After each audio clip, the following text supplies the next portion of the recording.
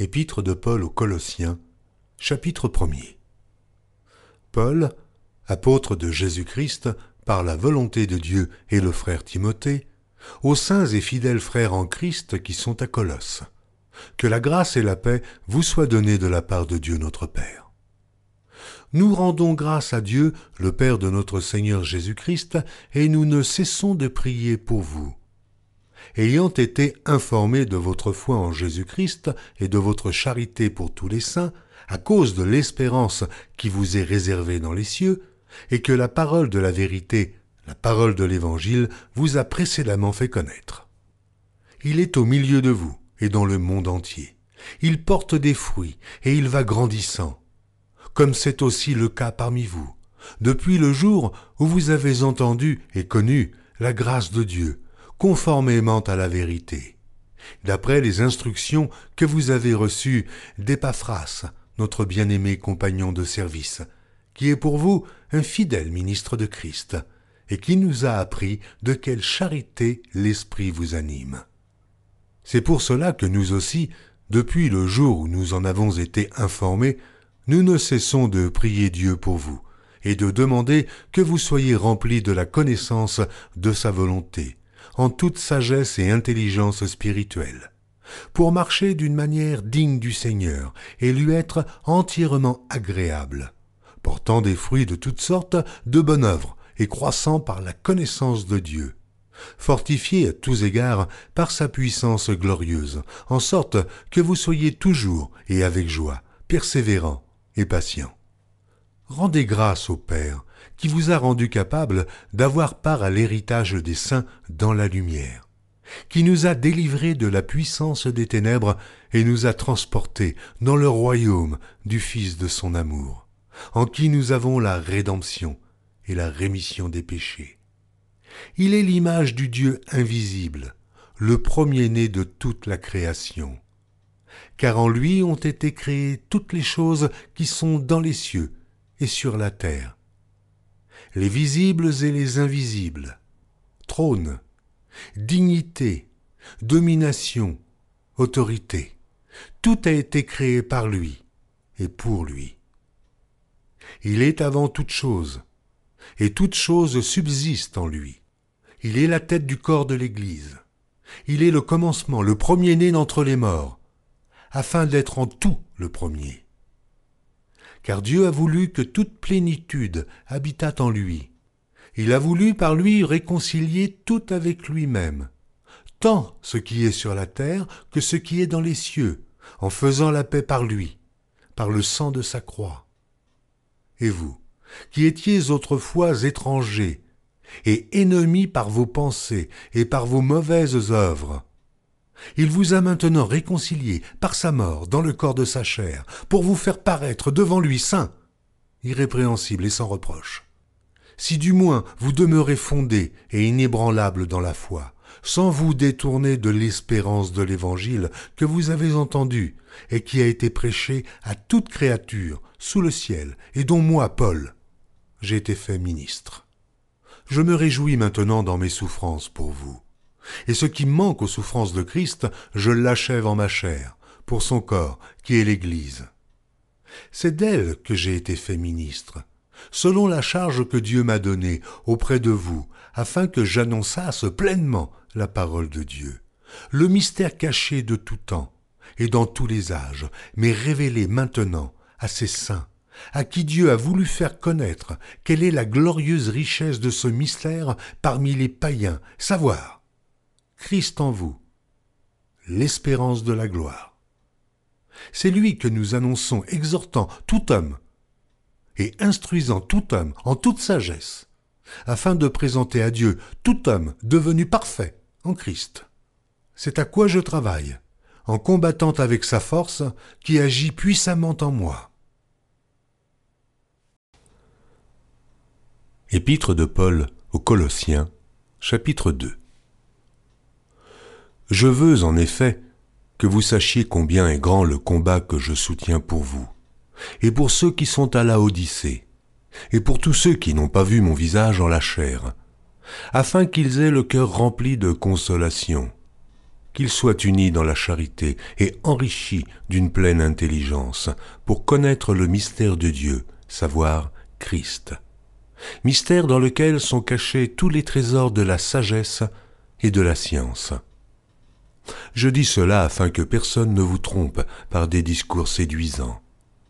Car si je suis absent de corps, je suis avec vous en esprit, voyant avec joie le bon ordre qui règne parmi vous, et la fermeté de votre foi en Christ. Ainsi donc, comme vous avez reçu le Seigneur Jésus-Christ, marchez en lui, étant enracinés et fondés en lui et affermis par la foi, d'après les instructions qui vous ont été données, et abondez en actions de grâce. Prenez garde que personne ne fasse de vous sa proie par la philosophie et par une vaine tromperie, s'appuyant sur la tradition des hommes, sur les rudiments du monde, et non sur Christ. Car en lui habite corporellement toute la plénitude de la divinité. Vous avez tout pleinement en lui, qui est le chef de toute domination et de toute autorité. C'est en lui que vous avez été circoncis, d'une circoncision que la main n'a pas faite, mais de la circoncision de Christ, qui consiste dans le dépouillement du corps de la chair, ayant été enseveli avec lui par le baptême. Vous êtes aussi ressuscités en lui et avec lui, par la foi en la puissance de Dieu qui l'a ressuscité des morts. Vous qui étiez morts par vos offenses et par l'incirconcision de votre chair, il vous a rendus à la vie avec lui, en nous faisant grâce pour toutes nos offenses. Il a effacé l'acte dont les ordonnances nous condamnaient et qui subsistait contre nous, et il l'a détruit en le clouant à la croix. Il a dépouillé les dominations et les autorités, et les a livrées publiquement en spectacle, en triomphant d'elles par la croix. Que personne donc ne vous juge au sujet du manger ou du boire, ou au sujet d'une fête, d'une nouvelle lune ou des shabbats. C'était l'ombre des choses à venir, mais le corps est en Christ. Qu'aucun homme sous une apparence d'humilité et par un culte des anges ne vous ravisse à son gré le prix de la course, tandis qu'il s'abandonne à ses visions et qu'il est enflé d'un vain orgueil par ses pensées charnelles, sans s'attacher au chef dont tout le corps, assisté et solidement assemblé par des jointures et des liens, tire l'accroissement que Dieu donne. Si vous êtes morts avec Christ au rudiment du monde, pourquoi, comme si vous viviez dans le monde, vous impose-t-on ces préceptes? Ne prends pas, ne goûte pas, ne touche pas, préceptes qui tous deviennent pernicieux par l'abus, et qui ne sont fondés que sur les ordonnances et les doctrines des hommes. Ils ont, à la vérité, une apparence de sagesse, en ce qu'ils indiquent un culte volontaire, de l'humilité et le mépris du corps. Mais ils sont sans aucun mérite et contribuent à la satisfaction de la chair. Épître de Paul aux Colossiens, chapitre 3. Si donc vous êtes ressuscités avec Christ, cherchez les choses d'en haut, où Christ est assis à la droite de Dieu. Affectionnez-vous aux choses d'en haut, et non à celles qui sont sur la terre, car vous êtes morts, et votre vie est cachée avec Christ en Dieu. Quand Christ, votre vie, paraîtra, alors vous paraîtrez aussi avec lui dans la gloire. Faites donc mourir les membres qui sont sur la terre, l'impudicité, l'impureté, les passions, les mauvais désirs et la cupidité qui est une idolâtrie. C'est à cause de ces choses que la colère de Dieu vient sur les fils de la rébellion, parmi lesquels vous marchiez autrefois, lorsque vous viviez dans ces péchés. Mais maintenant, renoncez à toutes ces choses, à la colère, à l'animosité, à la méchanceté, à la calomnie, aux paroles déshonnêtes qui pourraient sortir de votre bouche. Ne mentez pas les uns aux autres, vous étant dépouillés du vieil homme et de ses œuvres, et ayant revêtu l'homme nouveau, qui se renouvelle dans la connaissance, selon l'image de celui qui l'a créé. Il n'y a ici ni grec, ni juif, ni circoncis, ni incirconcis, ni barbare, ni chite, ni esclave, ni libre, mais Christ, et tout, et en tous. Ainsi donc, comme des élus de Dieu saints et bien-aimés, revêtez-vous d'entrailles de miséricorde, de bonté, d'humilité, de douceur et de patience.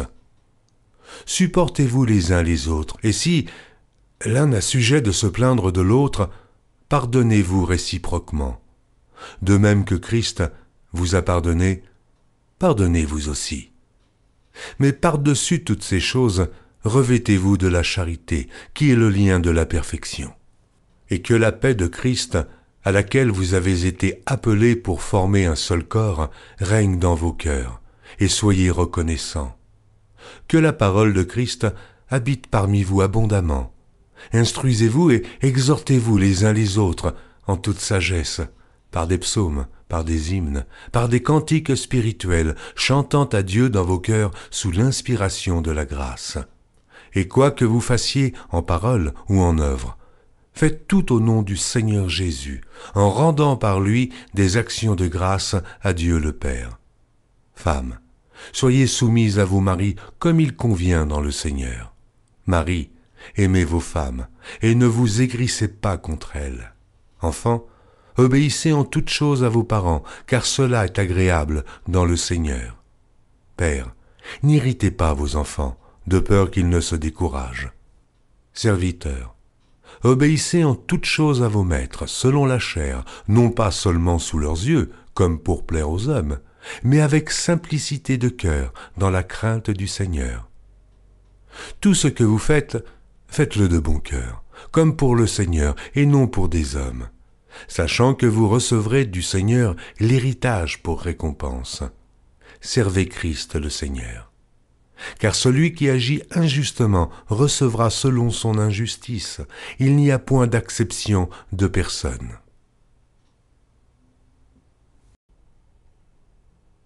Épître de Paul aux Colossiens, chapitre 4. Maîtres, accordez à vos serviteurs ce qui est juste et équitable, sachant que vous aussi, vous avez un maître dans le ciel. Persévérez dans la prière, veillez-y avec action de grâce. Priez en même temps pour nous, afin que Dieu nous ouvre une porte pour la parole, en sorte que je puisse annoncer le mystère de Christ pour lequel je suis dans les chaînes, et le faire connaître comme je dois en parler. Conduisez-vous avec sagesse envers ceux du dehors, et rachetez le temps. Que votre parole soit toujours accompagnée de grâce, assaisonnée de sel, afin que vous sachiez comment il faut répondre à chacun. Tychique, le bien-aimé frère et le fidèle ministre, mon compagnon de service dans le Seigneur, vous communiquera tout ce qui me concerne. Je l'envoie exprès vers vous, pour que vous connaissiez notre situation, et pour qu'il console vos cœurs. Je l'envoie avec Onésime, le fidèle et bien-aimé frère, qui est des vôtres. Ils vous informeront de tout ce qui se passe ici. Aristarque, mon compagnon de captivité, vous salue, ainsi que Marc, le cousin de Barnabas, au sujet duquel vous avez reçu des ordres. S'il va chez vous, accueillez-le. Jésus, appelé Justus, vous salue aussi. Ils sont du nombre des circoncis, et les seuls qui aient travaillé avec moi pour le royaume de Dieu, et qui aient été pour moi une consolation. Épaphras, qui est des vôtres, vous salue. Serviteur de Jésus-Christ, il ne cesse de combattre pour vous dans ses prières, afin que, parfait et pleinement persuadé, vous persistiez dans une entière soumission à la volonté de Dieu. Car je lui rends le témoignage qu'il a une grande sollicitude pour vous, pour ceux de Laodicée et pour ceux d'Hiérapolis. Luc, le médecin bien-aimé, vous salue, ainsi que Démas. Saluez les frères qui sont à Laodicée, et Nymphas, et l'Église qui est dans sa maison. Lorsque cette lettre aura été lue chez vous, faites en sorte qu'elle soit aussi lue dans l'Église des Laodiciens, et que vous lisiez à votre tour celle qui vous arrivera de Laodicée. Et dites à Archippe, prends garde au ministère que tu as reçu dans le Seigneur, afin de le bien remplir. Je vous salue, moi, Paul, de ma propre main. Souvenez-vous de mes liens. et que la grâce soit avec vous.